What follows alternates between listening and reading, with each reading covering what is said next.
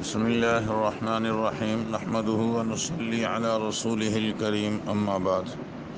ہماری آج کی گفتگو کا عنوان ہے انسانی معاشرے کا مسلمان پر کیا حق ہے۔ ہمارے نبی پاک صلی اللہ علیہ وسلم نے انسانی معاشرے میں رہنے والوں کے آپس میں جو حقوق بیان کیے ہیں اس کی دو قسمیں ہیں۔ ایک ہے شخصی حقوق، مثلا ایک آدمی کا دوسرے آدمی پر کیا حق ہے، ماں کا جو ہے وہ بیٹے پر، بیٹے کا ماں پر، شوہر کا بیوی پر، بیوی کا شوہر پر، استاد کا شاگرد پر، شاگرد کا استاد پر کیا حق ہے، اسے شخصی حقوق کہا جاتا ہے۔ جیسا کہ آپ صلی اللہ علیہ وسلم نے یہ حقوق تفصیل سے بیان فرمائے ہیں۔ اور حقوق کی دوسری قسم ہے اجتماعی حقوق۔ اجتماعی حقوق کا مطلب یہ ہے کہ معاشرے کا انسان پر کیا حق ہے، معاشرے کا انسان پر کیا حق ہے، اس سے سماجی خدمت یا سوشل ورک بھی آپ کہہ سکتے ہیں۔ سوشل ورک کے حوالے سے اور سماجی خدمت کے حوالے سے سب سے پہلا نام خدمت گزاروں میں، یا یوں کہیے کہ سماجی خدمت گزاروں میں انبیاء علیہم الصلاۃ والسلام کا ہے، اور خصوصاً آپ صلی اللہ علیہ وسلم کا بھی نام بطور خاص سوشل ورک میں لیا جاتا ہے۔ ہمارے نبی پاک صلی اللہ علیہ وسلم کا جب پہلی وحی کے موقع پر آپ پریشان ہوئے تو آپ کا تعارف حضرت خدیجہ رضی اللہ تعالیٰ عنہ نے بحیثیت ایک سوشل ورک کے ہی کیا تھا۔ کلا واللہ لا یخزیک اللہ ابدا انک لتصل الرحم وتحمل الکل وتکسب المعدوم وتعین علی نوائب الحق وتقری الضیف۔ اللہ کی قسم، اللہ تعالیٰ آپ کو کبھی بھی ضائع نہیں فرمائیں گے، تنہا نہیں چھوڑیں گے۔ آپ تو صلہ رحمی کرتے ہیں، رشتہ داروں کو جوڑتے ہیں، محتاجوں کو کما کما کے دیتے ہیں، اور لاوارثوں کا بوجھ اٹھاتے ہیں، مہمان نوازی کرتے ہیں۔ تو یہ ایک سوشل ورک کی حیثیت سے آپ کا تعارف کروایا گیا۔ یہی تعارف حضرت ابوبکر صدیق رضی اللہ تعالیٰ عنہ کا بھی کروایا گیا۔ تو معلوم یہ ہوا کہ یہ معاشرے کے جو حقوق ہیں ایک مسلمان پر، وہ ادا کرنے چاہیے، اور آپ صلی اللہ علیہ وسلم ان میں پیش تھے۔ معاشرے کے حقوق تو بہت سارے ہیں، مگر میں آج کی مجلس میں ان حقوق میں سے صرف 4 حقوق عرض کروں گا، اور دوسری نشست میں 4 مزید عرض کیے جائیں گے۔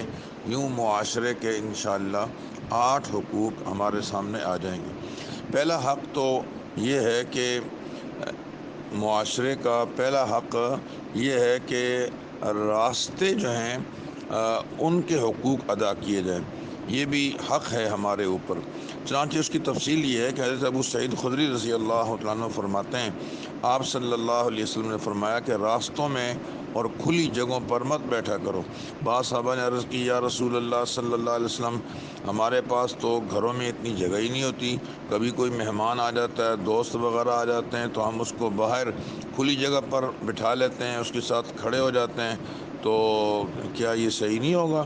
آپ نے ارشاد فرمایا کہ اگر تمہاری مجبوری ہو کہ تم راستے میں بیٹھنا اور جو ہے وہ کھلی جگہ پر بیٹھنا اگر تمہاری مجبوری ہو، تو پھر تمہیں چاہیے کہ راستے کا حق ادا کیا کرو۔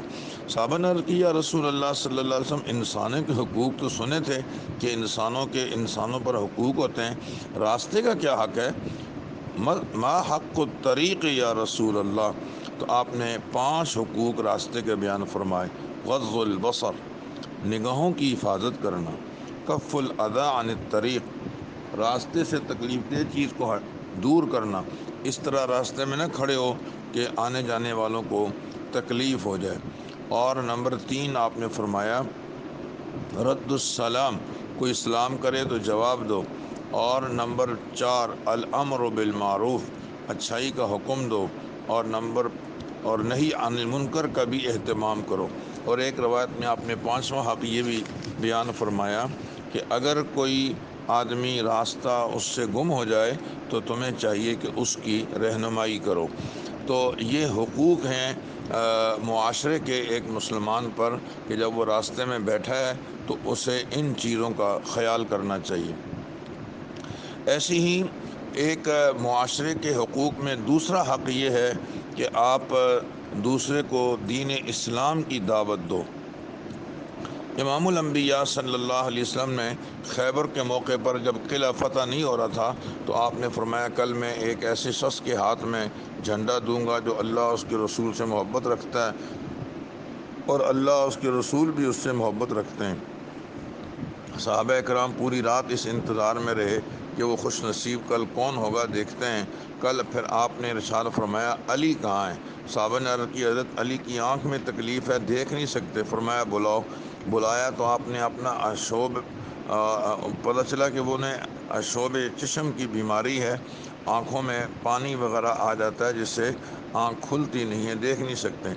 آپ نے اپنا مبارک لعاب لگایا اور وہ بیماری دور ہو گئی، اور پھر جو ہے وہ ان کے ہاتھ میں جھنڈا دیا، فرمایا جاؤ آج اس قلعے کو فتح کرو، اور پھر ہدایات دیں، اور ان میں پہلی ہدایت یہ تھی کہ علی سب سے پہلے ان کو اسلام کی دعوت دینا، اور پھر فرمایا واللہ لئن یہدی اللہ بک رجلا واحدا خیر لک من حمر النعم، اگر ایک آدمی کو بھی اللہ تعالیٰ نے تمہارے ذریعے سے ہدایت دے دی تو یہ سرخ اونٹوں سے زیادہ بہتر ہے۔